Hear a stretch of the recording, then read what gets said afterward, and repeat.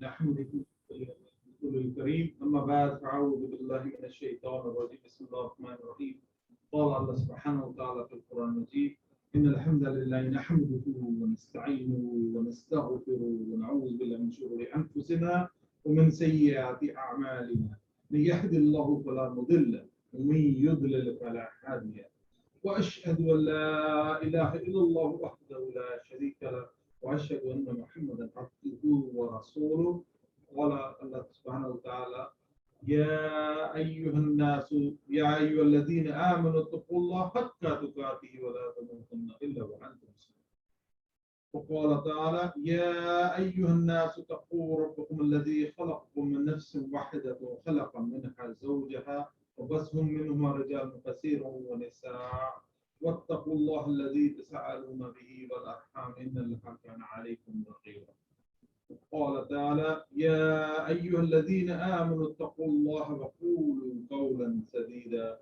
يصلح لكم أعمالكم ويغفر لكم ذنوبكم ومن يؤت الله ورسوله فقد فاز فوزا عظيما أما بعد بسم الله الرحمن الرحيم الحمد لله رب العالمين والصلاة والسلام على أشرف الأنبياء وسيد المرسلين نبينا محمد صلى الله عليه وعلى آله وصحبه وأزواجه أجمعين أما بعد.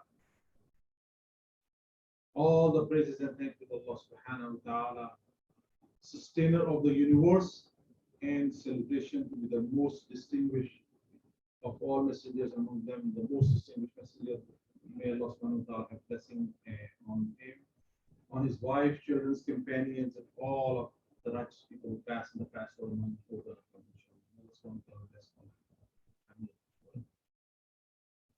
Allah subhanahu wa ta'ala says in Quran, بعد أعوذ بالله من الشيطان الرجيم بسم الله الرحمن الرحيم إذا جاء نصر الله والفتح ورأيت الناس يدخلون في دين الله أفواجا فسبح بحمد ربك واستغفر إنه كان توابا. Today, inshallah, my topic would be Muharram. We are still in the month of Muharram. Today is the 11th of Muharram. And we're going to talk a little bit about Muharram, and in the light of that, I'm going to touch base a little bit of other topic, which is like how the Nusra of Allah subhanahu wa ta'ala comes to the Muslimin, to the Mu'mineen. Inshallah, in that context, I'm going to talk. As we all know, Muharram is one of the sacred months as well. There are misconceptions though. People think this is the month of mourning. That's absolutely wrong. It is Ashura. Ashura means 10. So on 10th of the day of this month, it's meritorious for so many reasons. Yes, there is one of the incident happened of Sayyidina Hussein, Imam Hussein alayhi salam. But that is the plan of Allah subhanahu wa ta'ala. This was meritorious in the sight of Allah subhanahu wa ta'ala for so many other reasons as well. And even people believe, some of the people on the side of the isles believe that this is specifically we celebrate or we commemorate in the incident or whatever happened in commemoration of Sayyidina Imam Hussein radiallahu anhu. We celebrate this day in that. Let's take the history before that. You remember when Rasulullah sallallahu alaihi wasallam went from Makkah to Medina. He saw the Jews celebrating on this day. And Rasulullah said, why they are celebrating? They said this is the day they are celebrating because this is the day when Allah subhanahu wa ta'ala has given the victory to Musa alayhi salam over Fir'aun, and his disciples or his people. So Allah protected them. So they celebrate that. So when Rasulullah said, okay, so we are closer to, we have more rights, and we are closer, more or less, we are closer to Musa than them. So we should be celebrating. But then some of the Sahabi, they said, if we celebrate, how will we celebrate? He said, we will do the Som. You do the fasting that day.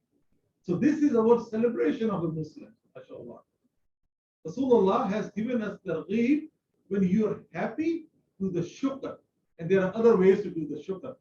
And when Allah subhanahu wa ta'ala give you victory or something, then Allah subhanahu wa ta'ala, then you have to praise more. I'm going to talk on that subject after a second. So Rasulullah said, okay, I'm telling you all to do the shukr by doing the fasting, by doing the sawm on this day. So some of the Sahabi says, Ya Rasulullah, this is fantastic. This is good idea, right? This is good idea. But if we do the same, we will do celebration in a different way, but at least we will be doing the celebration.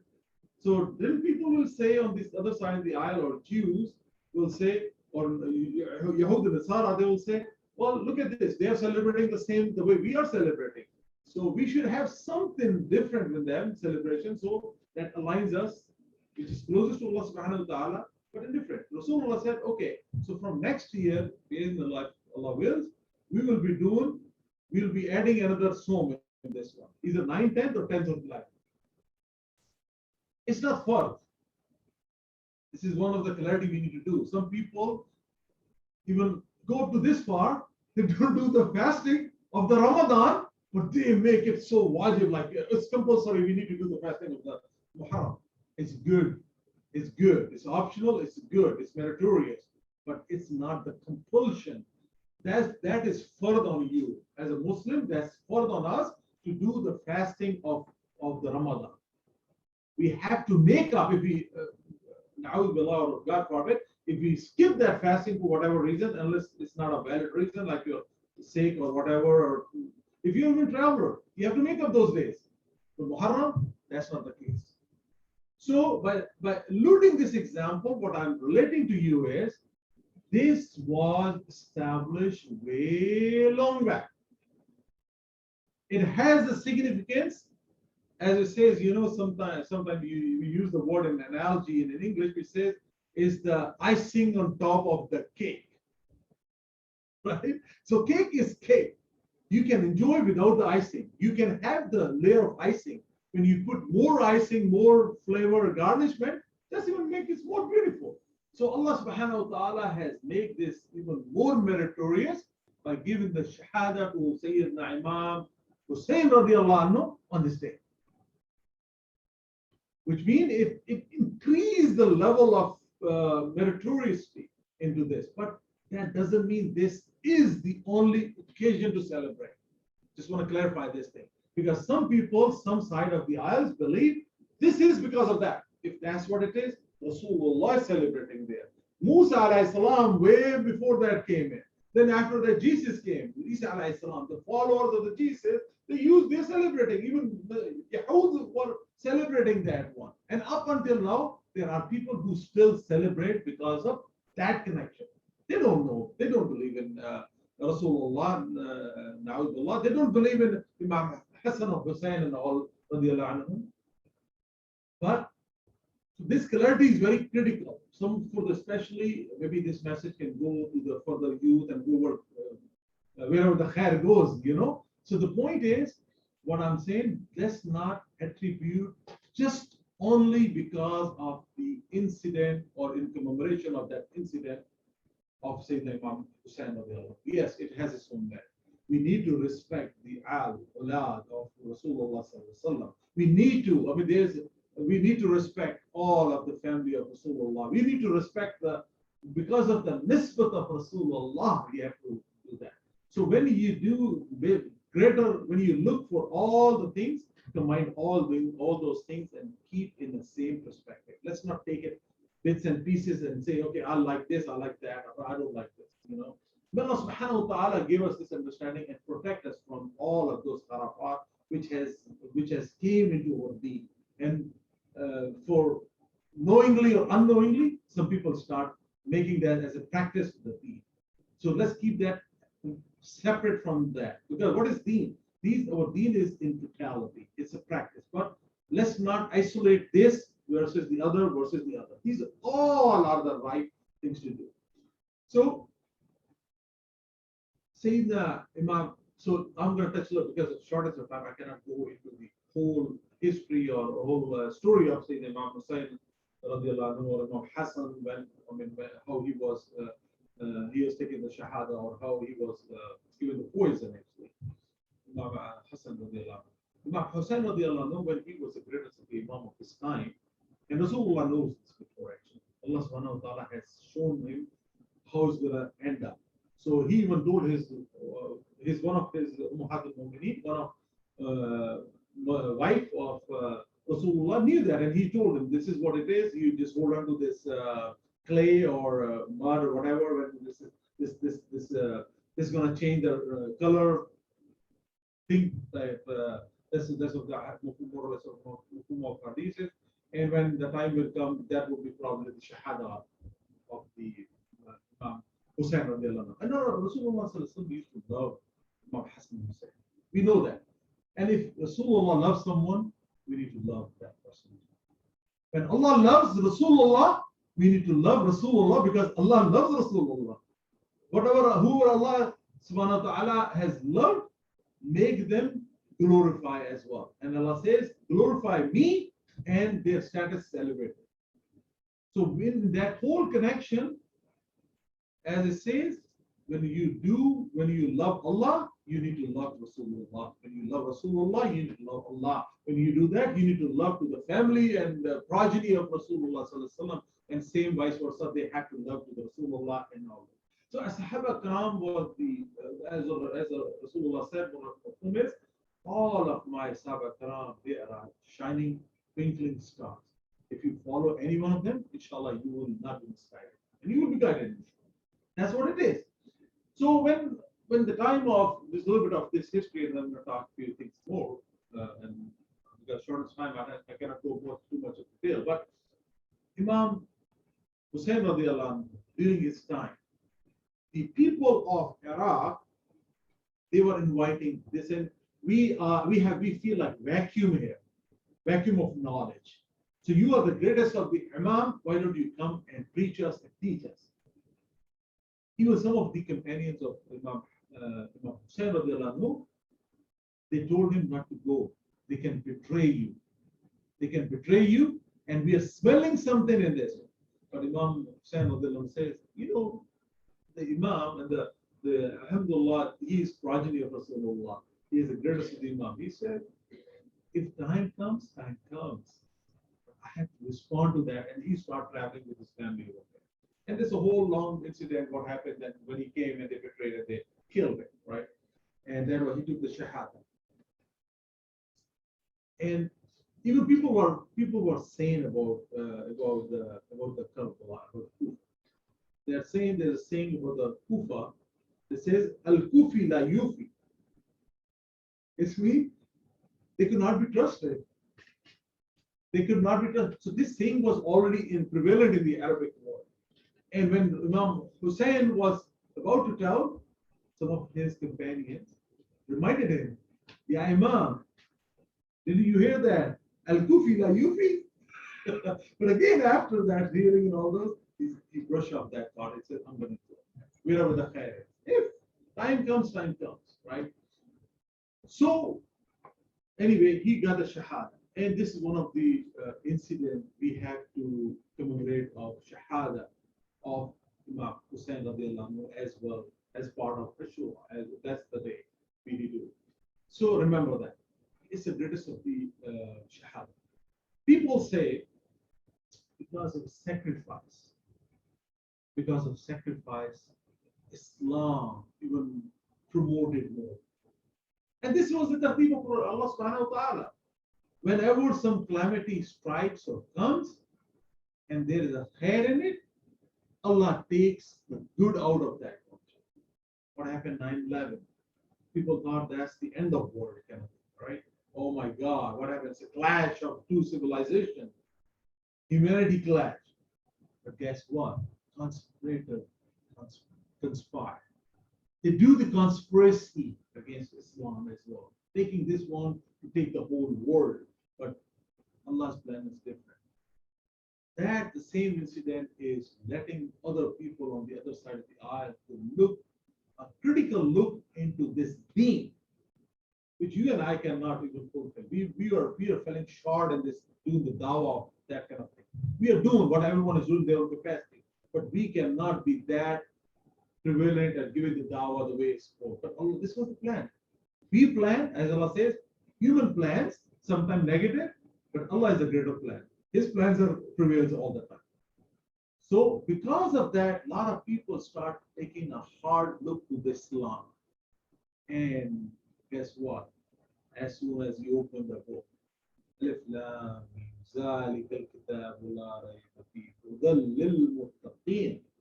This gives the hidayah to the muttaqin. And Allah, if Allah changed the heart, their heart changes and they are entering into Islam. They're reverting to Islam. This was the plan of Allah subhanahu wa ta'ala.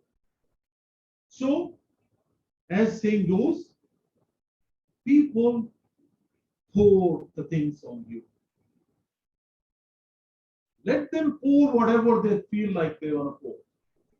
We Muslims should be like in a positive connotation, in a positive way. We should be like a weeds. You know, like when you grow the weeds, you don't grow the weeds. You don't grow the weeds. You leave it untouched or not taking good care of your lawn, whatever, and then weeds start showing up. Then you end up treating them. Do the weeds go away? No, they don't unless you do the proper treatment. It needs a constant treatment, and the weed comes up again. You do again, it comes up again.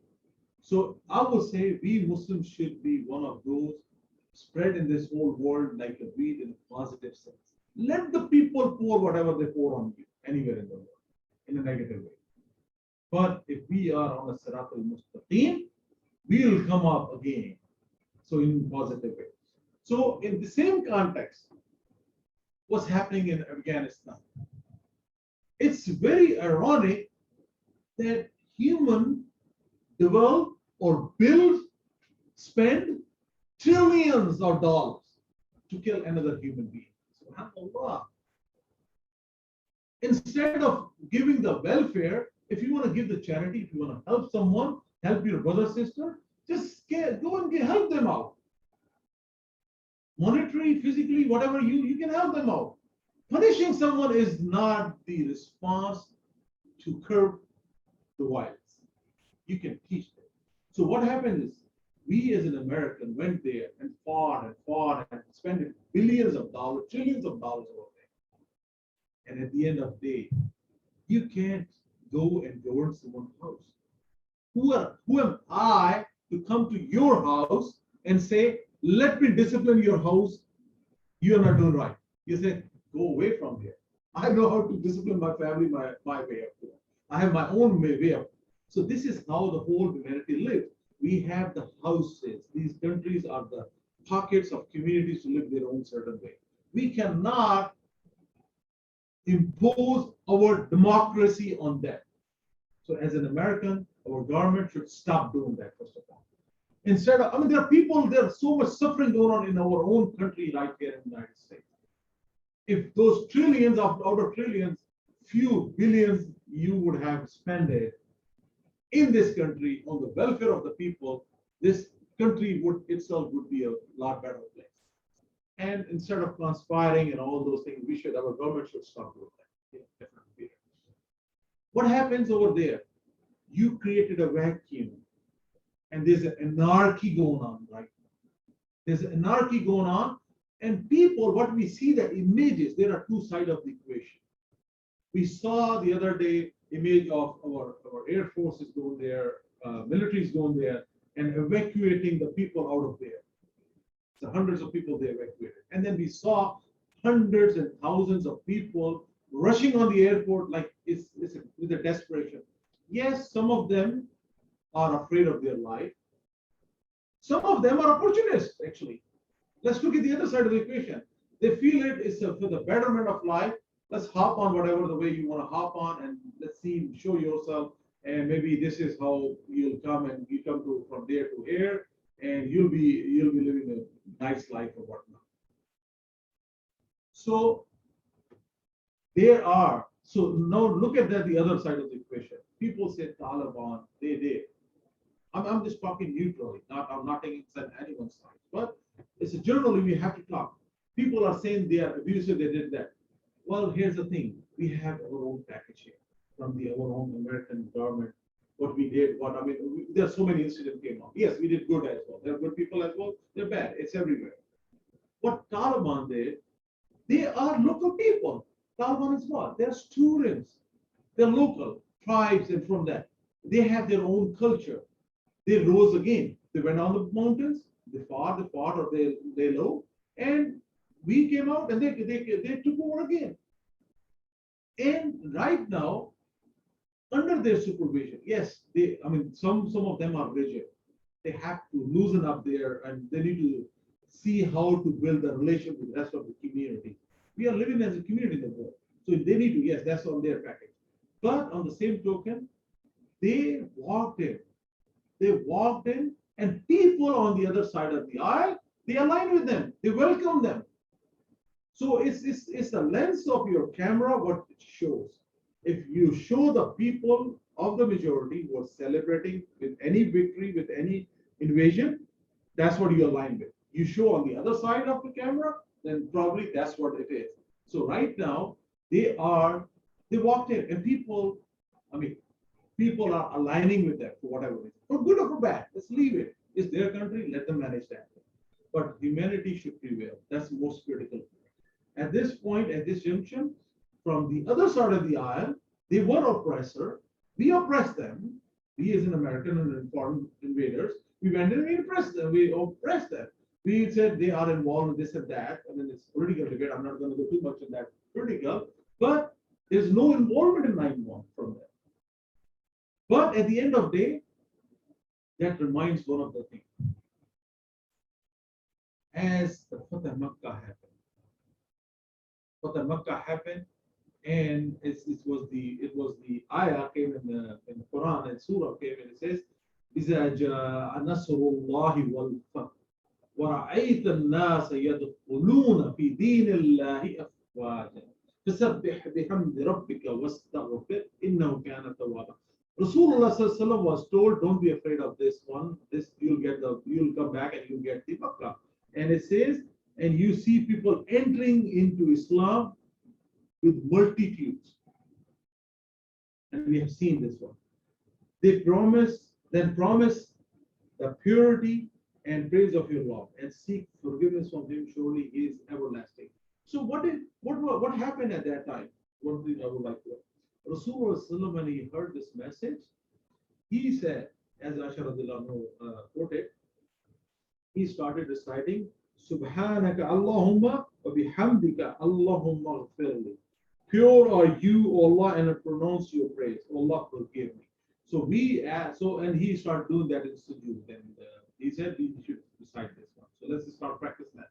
And let's make the same dua for the people who are going through any suffering over there, anywhere in the world. May Allah subhanahu wa ta'ala bring ease on them, inshallah. May Allah subhanahu wa ta'ala give them the wisdom to govern the country justly. And may Allah give the wisdom in this country, our leaders as well, same thing. May Allah let the peace prevail anywhere in the world. We should mend our relation. There are a lot of suffering going on in the world. May Allah subhanahu wa ta'ala bring ease on every one of them. Subhanahu wa ta'ala give all of the sick who are going through any trials, tribulation, or any of those. May Allah subhanahu wa ta'ala bring ease on them. أقول قولي هذا أستغفر الله لي ولكم ولسائر المسلمين فاستغفر إنه هو الغفور الرحيم.